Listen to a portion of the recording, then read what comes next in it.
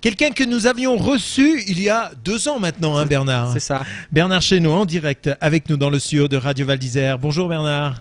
Bonjour. Tout va bien? Tout va très bien. Alors Bernard, vous êtes moniteur de ski ici à Val d'Isère, on vous connaît bien, vous avez officié et vous officiez depuis pas mal d'années, depuis les années 80 ici à Val d'Isère. C'est ça, je suis venu à Val d'Isère en 1981. Ah oui, ça fait quelques années, donc 30 ans. Voilà, 30 ans. De bons et loyaux services? C'est ça, de bons et très loyaux services. Avant de parler de votre bouquin, c'est 30 années de Val d'Isère en tant que moniteur. Tout a changé depuis 30 ans en matière de ski, en matière d'environnement, en matière d'avancées à la fois technologiques mais de connaissances. Ben, pour moi, beaucoup de choses ont changé. Je pense que c'est plutôt le ski qui m'a changé. Quand je suis venu il y a 30 ans au ski, c'est à la suite d'une histoire de santé. Alors j'avais mal au ventre, j'étais à l'université, j'avais mal au ventre. Université de quoi? École d'ingénieur. Je vivais au Canada à l'époque. C'est pour ça que j'arrive à écrire mes livres en français et en anglais. Et j'avais mal au ventre. Alors je suis allé voir un de mes voisins qui était aussi un spécialiste, un gastro, un spécialiste. Et il me dit, écoute Bernard, il y a quelque chose qui te stresse dans cette vie. J'étais étudiant. Il me dit, écoute, je te laisse réfléchir à l'idée de changer ta vie. Et tu reviens me voir dans un mois. Et tu me dis ce que tu en penses. Alors je reviens un mois plus tard et je dis au Toubib, je vais aller skier. Et en fait, je suis venu... par hasard? J'aimais beaucoup le ski déjà, ouais. Hein, puis j'en faisais pas mal, et puis je côtoyais même l'UCPA de Val d'Isère en tant que stagiaire à l'époque. Et pour moi, le ski, c'était une sorte de libération. Donc je suis venu au ski, sachant que je cherchais autre chose. Hein, comme beaucoup de gens, quand tu m'as dit, mais bon, et pourquoi est-ce que j'ai choisi Val d'Isère? Bon, quand je suis arrivé à l'UCPA, on voulait me mettre, on voulait pas me mettre à Val d'Isère au début, donc j'ai mis un peu de temps pour y arriver. Il m'a fallu jusqu'en 1981, de 79 à 81, j'étais pas à Val, j'étais aux Deux Alpes et aux Arcs. Et quand je suis arrivé à Val, j'étais très content parce que pour moi, c'était, bon, puis c'était l'époque. De la Mecque du ski, la vraie. Enfin, c'était le début de la grande réputation de Val d'Isère. Donc, j'étais très content d'être là. Et oui, j'ai vu une grosse évolution, surtout au niveau du nombre de lits, fréquentation des pistes. Bon, évidemment, maintenant, on les dame beaucoup, il n'y a plus de boss, etc. Donc, il y a beaucoup plus de gens, il y a plus de densité. Donc, ça a pas mal changé. Je vois qu'il y a un service des pistes vraiment de top niveau. Et puis que c'est une station où on arrive à faire des choses qu'on ne peut pas faire ailleurs.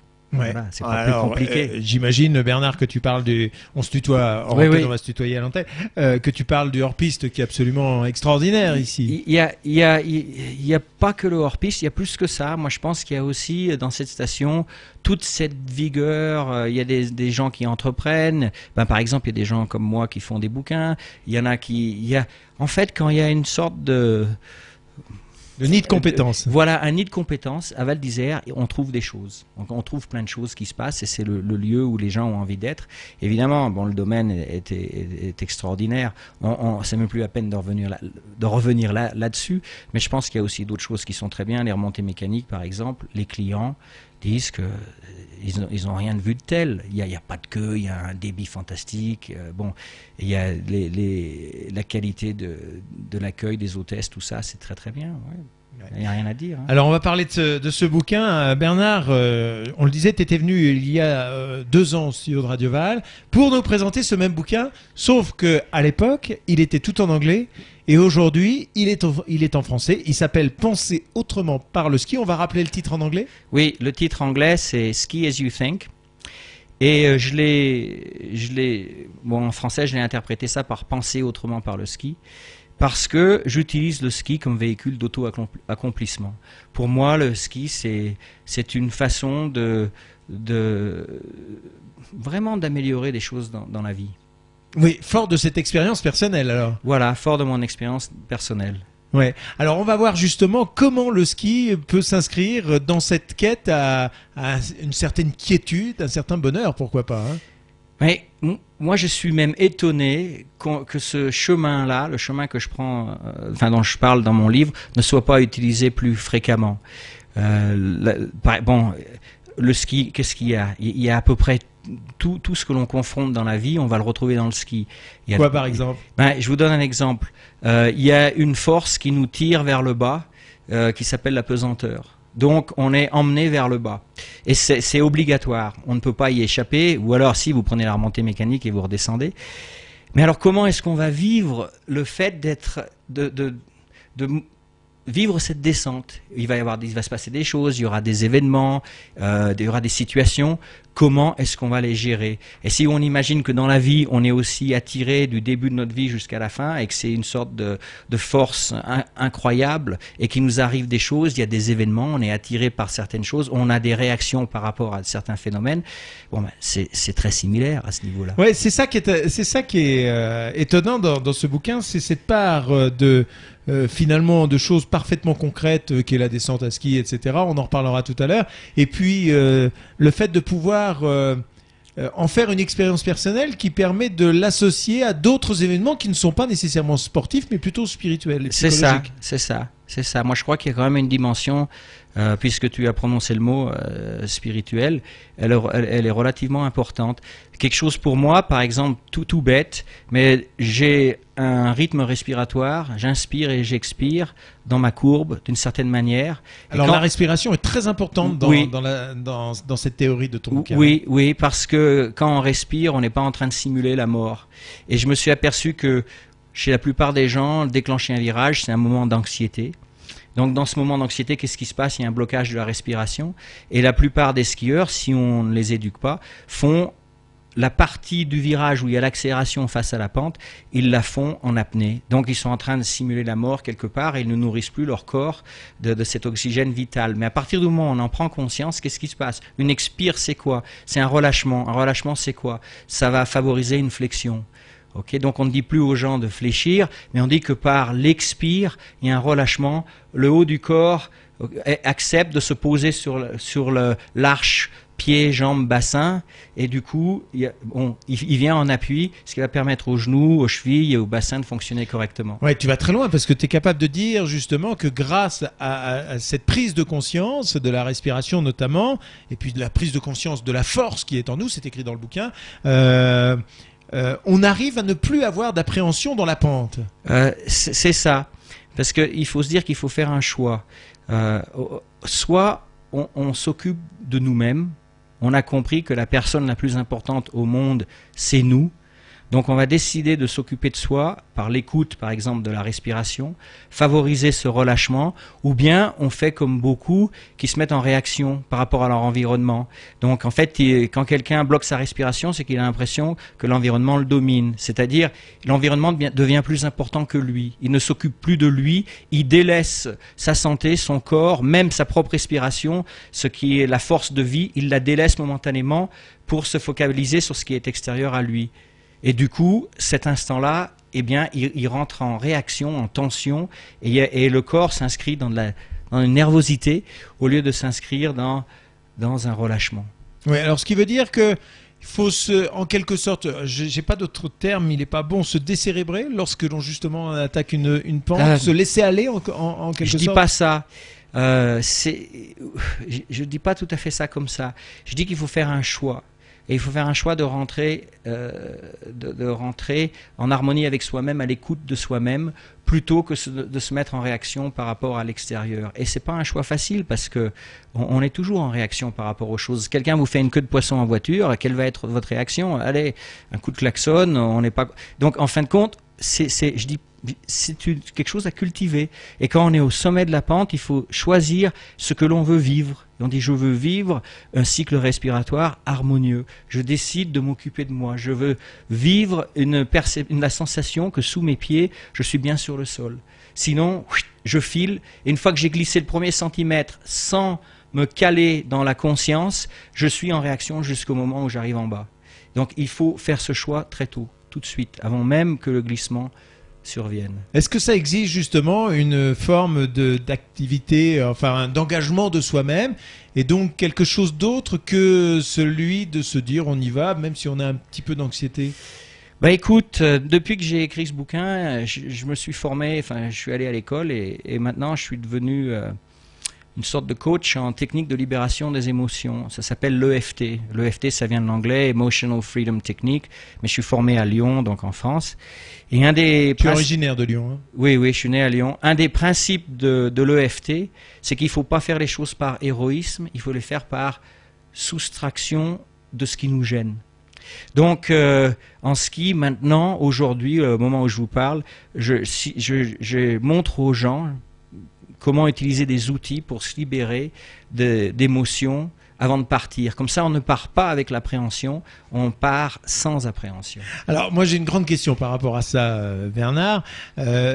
Aujourd'hui, quand tu passes dans la presse, tu passes dans Psychologie Magazine et non pas dans Skieur Magazine. Oui, c'est ça. Mais alors, finalement, on laisse les skis au placard? Non, on utilise les skis pour vivre pleinement sa vie. Okay. Ouais. Et skieur, en fait, dans skieur, moi quand je lis skieur, c'est les freeriders qui font des sauts de barre, qui font des choses comme ça. Donc ils sont dans la recherche toujours de l'adrénaline, du plus. Et cette recherche du plus fait qu'ils sont toujours dans cette énergie de vouloir chercher plus. Donc, en fait, ils n'atteignent jamais leur but. Donc, il faut une barre plus haute. Bon. Et moi, je me suis aperçu que dans mon job, la plupart de mes skieurs n'étaient pas des jeunes freeriders. Bon, depuis 30 ans que je fais ce boulot, je m'aperçois qu'il y a beaucoup de gens, et ce sont des gens qui, à mon avis, ce sont eux qui dépensent de l'argent, qui viennent dans la station, qui sont dans les chalets très chers.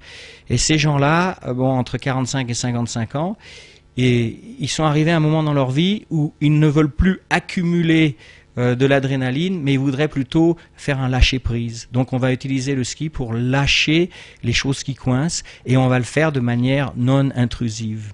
Et paradoxalement, quand on lâche vraiment, on atteint des niveaux de performance surprenants. Mais justement, est-ce que tu as un discours d'ancien, là, d'aîné, à contrario de ceux des jeunes?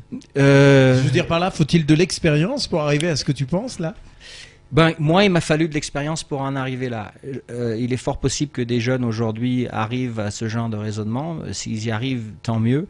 Mais je pense que la vision que j'ai du ski, c'est le travail de toute une vie, et c'est aussi le travail d'un lâcher-prise de toute une vie. Et je me suis aperçu qu'en ski, plus on lâche prise, et mieux on se met dans le sol. Donc on est dans le présent, on est dans l'enracinement, pour utiliser les mots de mon collègue et ami Thias, mieux ça se passe. Dis-moi Bernard, on a un recul de 2 ans puisque ce bouquin a été édité en langue anglaise il y a 2 ans, aujourd'hui en français, ça s'appelle Penser autrement par le ski, je rappelle. Quelle est la réaction des gens, du public? C'est un bouquin qui accroche les gens, qui se vend bien, enfin je veux dire qui se vend bien, je veux dire par là que tu as une audience par rapport à ce que tu écris dans ce bouquin? Oui, j'ai de plus en plus d'audience, et j'ai une audience qui est nouvelle.